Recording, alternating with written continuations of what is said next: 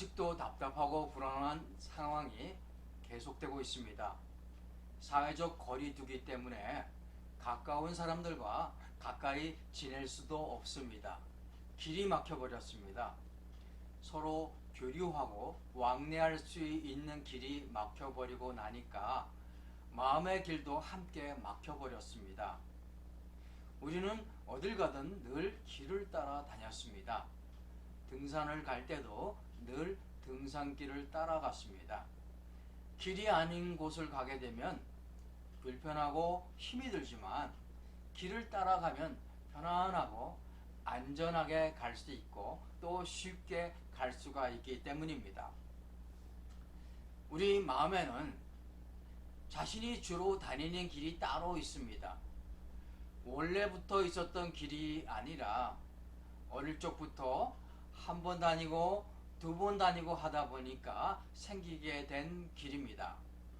처음에 어려운 일이 생겼을 때 맞서기보다는 피했더니 그 상황을 모면하게 되었다면 그 다음에도 또 똑같은 방식으로 상황을 모면하려고 합니다. 그리고 그런 방식으로 계속해서 살다 보니까 그것이 마음의 길이 된 것입니다. 어린 시절부터 자신이 만들어 놓은 그 마음의 길을 따라 살다 보면 나중에는 그것이 습관이 되고 맙니다.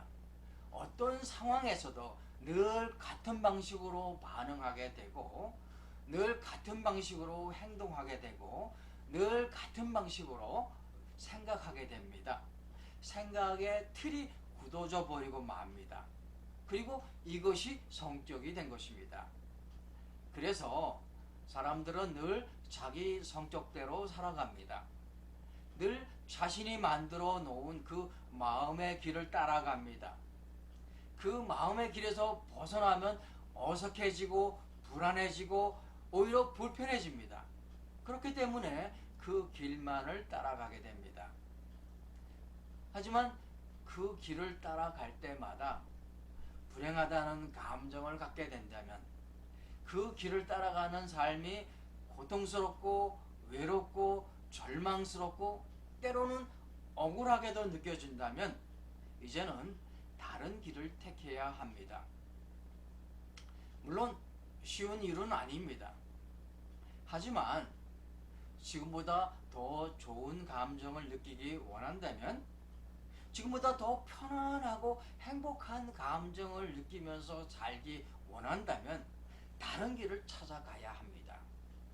지금까지 가지고 있는 생각의 틀에서 벗어나야 합니다. 일단 생각의 틀이 달라지게 되면 느끼는 감정도 달라지게 됩니다. 요즘 정신질환 중에서 가장 흔한 질병이 우울증입니다. 주요 우울 장애 정도는 아닐지라도 많은 분들이 우울감에 빠져 있습니다.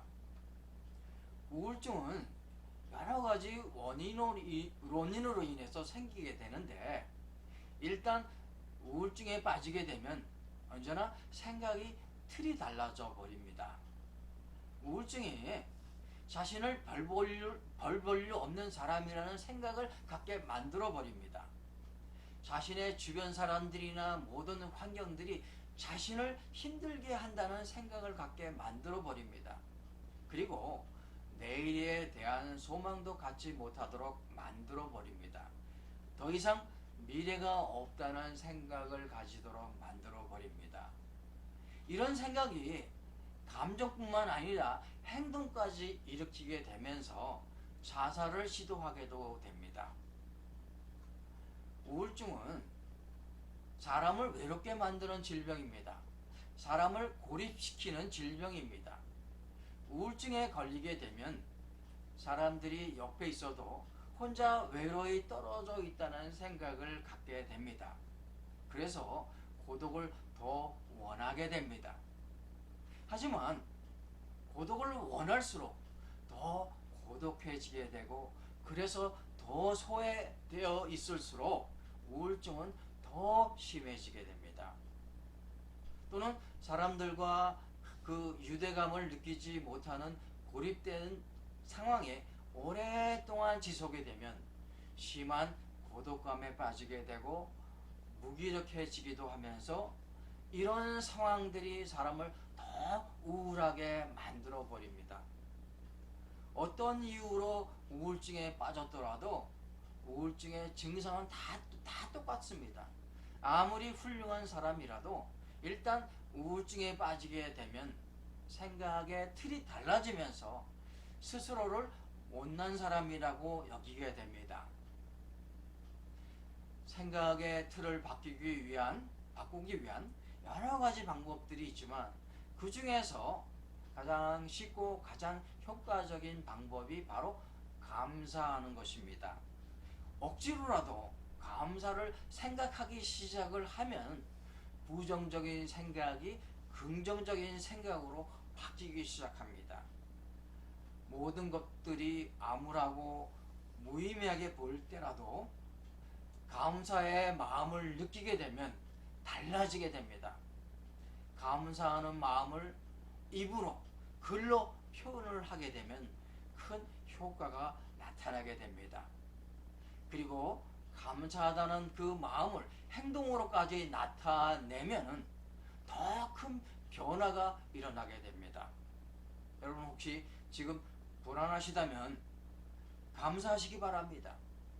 걱정 불안은 뭔가 앞으로 나쁜 일이 생길 것이라는 생각이나 느낌 때문에 생겨나는 것입니다.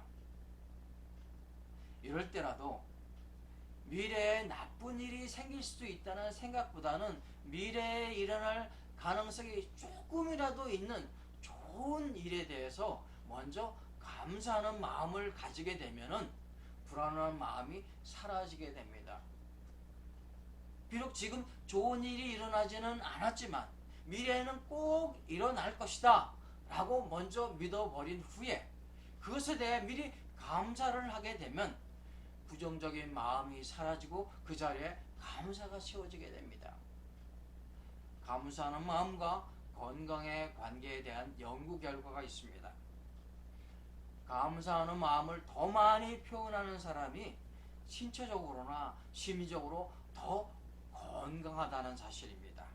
그리고 감사하는 사람은 현재의 상황을 운명이라고 체념하기보다는 현재의 나쁜 상황을 바꾸려는 의지가 더 강하다고 합니다. 감사를 표현할수록 사회적으로 지지받는 느낌이 더 강해집니다. 그런 느낌을 갖게 되면 기분은 더 좋아지고 감사할 거리가 더 많아지게 됩니다. 감사는 삶의 질을 높이고 사람을 더 낙천적으로 만들어줍니다. 여러분, 감사하는 삶을 통해 편안한 마음, 건강한 마음을 가질 수 있기 바랍니다. 여러분의 사회적 관계가 더 좋아져서 기분 좋은 행복한 삶을 사시기 바랍니다. 다음 주에는 감사와 호르몬의 관계에 대한 말씀을 드리겠습니다. 여러분 기대해 주시기 바랍니다. 감사합니다.